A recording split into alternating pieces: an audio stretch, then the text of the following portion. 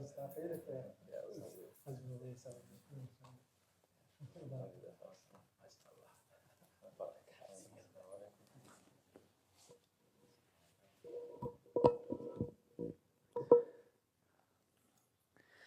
الله الرحمن الرحيم الحمد لله والصلاة والسلام على سيدنا رسول الله وعلى آله وصحبه ومن والاه وبعد السلام عليكم ورحمة الله وبركاته. Alhamdulillah, we received the nafahat of Medina from the Zairin. Imam Malik, he used to say that he used to dislike for people to say that I visited the Prophet sallallahu alaihi wasallam, because when you say I visited, it gives the impression that you have a fadl, a virtue, over the one you visited, as if you've honored them. So you say that we were received by the Prophet ﷺ. Alhamdulillah, may Allah accept from all of the Hujjaj. Ameen. So we are in Hadith number 186, in the chapter on commanding the good and forbidding the evil. He says, Imam al-Nawawi says, الثالث عن أبي الوليد عبادة بن الصامت رضي الله عنه قال بايعنا رسول الله صلى الله عليه وسلم على السمع والطاعة في العسر واليسر والمنشط والمكره وعلى أثرة علينا وعلى أن لا ننازع الأمر أهله إلا أن تروا كفرا بواحا عندكم من الله تعالى فيه برهان وعلى أن نقول بالحق أينما كنا لا نخاف في الله لومة لائم متفق عليه. So this hadith comes from Ubadah ibn Samit radiyallahu ta'ala anhu, who was one of the prestigious companions of the Prophet sallallahu alaihi wasallam, who participated in the first and the second pledge of Al-Aqaba, witnessed Badr and Uhud and other major ghazawat, and was the first of the Sahaba to serve as a qadi, a judge in Palestine, during the reign of Sayyidina Umar. Here he relates, we pledged allegiance, the bay'ah, to the Messenger of Allah sallallahu alaihi wasallam to hear and obey, in difficulty or in ease, whether we like it or not. This is how they translate it. A better way is to say, to obey, hear and obey in difficulty or in ease. And when it is something that gives us energy and enthusiasm to do, or whether it's something that weighs heavily and is difficult and disliked to our nature to do. And to obey even if we are discriminated against. This is how they translate it. Another way of saying is to obey even if others are preferred over ourselves. We'll come back to that.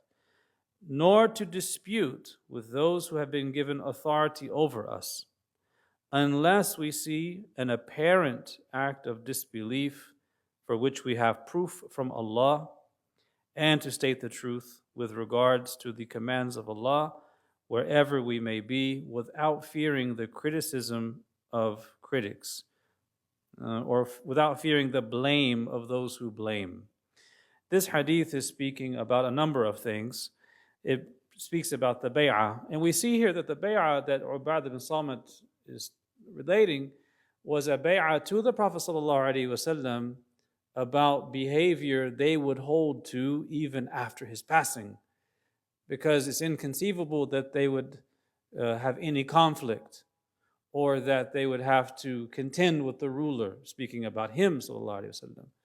We understand from these contractual agreements that they apply to how they are to act later on with other rulers should they manifest some of these qualities mentioned. Now, with regards to the Prophet ﷺ, of course, there is hearing and obeying in difficulty and or ease, and whether it is something that they have energy in or less enthusiasm in. And even, he says, if we are discriminated against or if others are preferred over ourselves.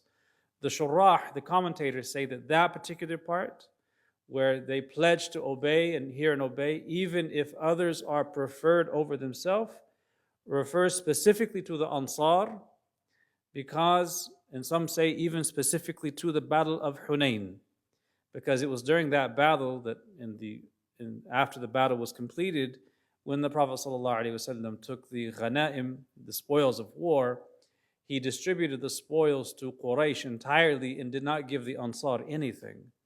And that was to bring their hearts closer to Islam, to reconcile their hearts. Yani ta'lif al-qulub. And this is in reference to that. Even if others are preferred over themselves, they hear and obey. Nor to dispute with those who have been given authority over us, meaning the sultan, the ruler, whether we call him the sultan or the amir or the khalifa or whatever, unless you see kufran bawaha. And you don't dispute, you don't go outside of the authority of that figure unless you see kufran bawaha. Kufran bawaha is manifest. Kufr zahir. It is manifest, it is obvious, it is apparent. And not just kufr that is apparent, but a kufr that is apparent, which you have proof from Allah regarding. So the ulama say that this kufr bawah is not something that is subject to some interpretation or something that is disputed among scholars. Right? You have certain issues in our tradition where there were some disagreements about those actions. Did they constitute kufr or not? Those are not included in this. We're talking about things that are against the deen, that are ma'loom min ad-deen bid-darura, that are known to be from Islam by necessity, that every individual Muslim, whether they're a Bedouin or an intellectual, will know that this is against Islam and is a rejection of Islam. Other than that, no. You have to have this burhan that is given to you by Allah in the clear-cut text of the Quran and the Sunnah. And then the last part of this hadith is the relevant part to this chapter, which is where Ubadah bin Samit radiallahu anh says that a part of the bay'ah, the pledge of fealty, is that we state the truth with regards and naqul bil-haq aynama kunna, that we utter the haq, the truth, wherever we might be, and that we do not fear the blame of the blamer.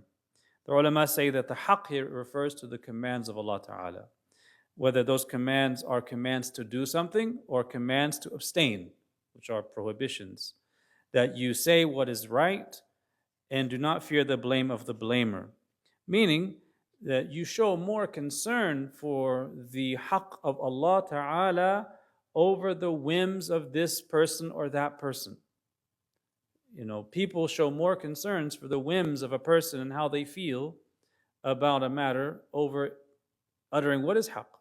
Of course, this is to be done with diplomacy and with tact and with intelligence, privately if possible. It's not to be done with harshness, and it doesn't entail rebelling against an authority, but haq must be said. Because once you sacrifice haq in the interest of maintaining that personality, then the personality becomes the principle, and our deen is about principles over personalities. That's so important for our faith, that we understand that principles, the usul of the deen, take precedence over individual personalities. If our precedence is for principles over personalities, inshallah we speak truth. But for some people, the only principle is the personality of the individual themselves. So this is a comprehensive hadith about hearing and obeying and uttering the truth even when there's pressure, even when there's a possible risk. Because in any time you command the good and forbid the evil, there's always going to be that potential for a reaction from the one you're advising. It may be emotional abuse, it may be threats, it may be criticism from others.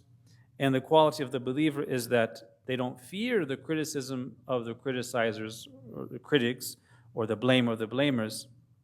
And that is the quality of one whose iman is rasikh, is firm and with a firm footing.